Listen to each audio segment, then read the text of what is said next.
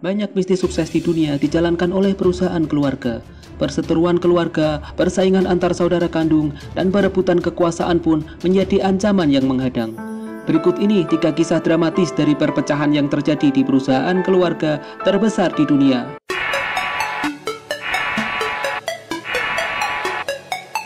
Perusahaan sepatu Dassler. Perusahaan sepatu Dassler berdiri pada tahun 1920 di kota Herzogenaurach, Jerman. Pendirinya bernama Adolf Dassler atau biasa dipanggil Adi. 3 tahun kemudian, Adi mengajak kakaknya, Rudolf Dassler alias Rudi, untuk bergabung di perusahaan. Lompatan besar terjadi pada tahun 1928 ketika Gebr. Dassler menjadi penyuplai utama kebutuhan sepatu atletik kontingen Jerman di Olimpiade. Hubungan keduanya semakin renggang pada saat Perang Dunia II. Rudi terkena wajib militer dan dikirim ke Polandia, sedangkan Adi dilepaskan dari wajib militer agar berkonsentrasi memasok sepatu untuk Jerman. Hal ini membuat rasa iri pada Rudi. Pertikaian ini mencapai puncaknya ketika Rudi memberikan informasi palsu kepada Komite Pembersihan Nazi tentang keterlibatan Adi di dalam Nazi. Seiring renggangnya hubungan mereka, Adi dan Rudi sepakat untuk membagi 2 aset perusahaan sepatu Dassler, dan karyawan mereka dibebaskan untuk memilih salah satu dari mereka. Pada tahun 1948, 2 bersaudara ini meresmikan perusahaan mereka masing-masing. Adi mendirikan Adidas dan Rudi mendirikan Puma. Pertikaian 2 bersaudara ini melatar belakangi persaingan berpuluh-puluh tahun dalam pasar sepatu olahraga. Perusahaan mobil Ford didirikan pada tahun 1903 di Dearborn, Michigan oleh Henry Ford, seorang wirausahawan besar dan menjadi pembuka era baru dalam dunia industri. Henry mempunyai anak bernama Edsel Ford.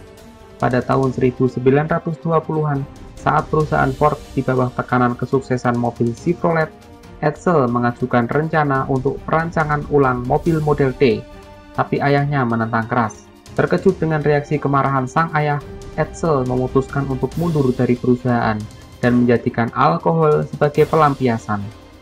Pada tahun 1943, Edsel meninggal karena kanker.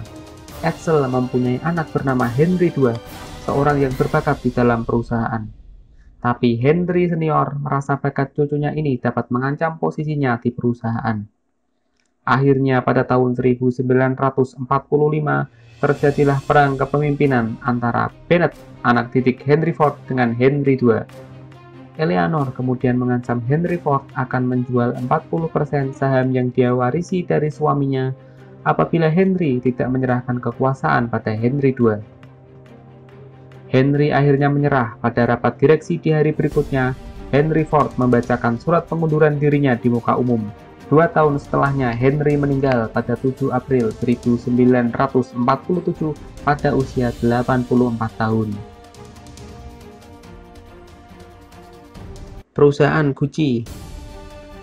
Pada tahun 1921, Guccio Gucci, anak seorang pembuat topi jerami di Florence, Italia, mendirikan toko Gucci.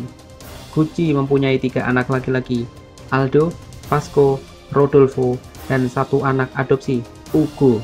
Ketika Guccio meninggal pada tahun 1953, Aldo telah menjadi figur kunci perusahaan Gucci. Pada tahun 1974, Vasco meninggal. Aldo dan Rodolfo kemudian membeli saham Vasco dari istrinya, Maria, dan menjadikan Aldo dan Rodolfo menjadi penguasa bisnis Gucci. Pada bulan September 1980, anak Aldo, Paulo, dipecat dari perusahaan karena memutuskan untuk membuat usahanya sendiri, Paulo Gucci. Perpecahan mulai terjadi antara Aldo dan Rodolfo. Aldo merasa bagian saham 50% Rodolfo tidak sepadan dengan kontribusinya di perusahaan. Pada tahun 1983, Rodolfo meninggal dan mewariskan 50% saham Gucci kepada anaknya, Maurizio. Maurizio melihat kesempatan untuk menjatuhkan Aldo. Bekerja sama dengan Paulo, Aldo akhirnya terguling. Keadaan ini diperparah dengan dilaporkannya Aldo oleh anaknya sendiri ke otoritas pajak atas tuduhan penipuan pajak. Koalisi Maurizio dan Paulo tidak berumur panjang. Paolo akhirnya menyerahkan bukti-bukti penggelapan pajak Maurizio kepada otoritas pajak. Menghadapi tekanan keuangan, Maurizio kemudian mencari rekan finansial untuk membeli saham-saham milik sepupu-sepupunya yang akhirnya bisa membeli saham milik Aldo. Pada tahun 1990, dalam usia yang ke-84, Aldo meninggal dalam keadaan bangkrut. Disusul Paolo pada tahun 1995 karena liver. Maurizio yang gagal membeli kembali saham dari rekanan finansialnya akhirnya bangkrut dan membuat Investcorp menguasai semua saham Gucci. Akhirnya pada 27 Maret 1995, Maurizio tewas tertembak oleh pembunuh bayaran yang disewa Patricia, mantan istri yang ditinggalkan Maurizio.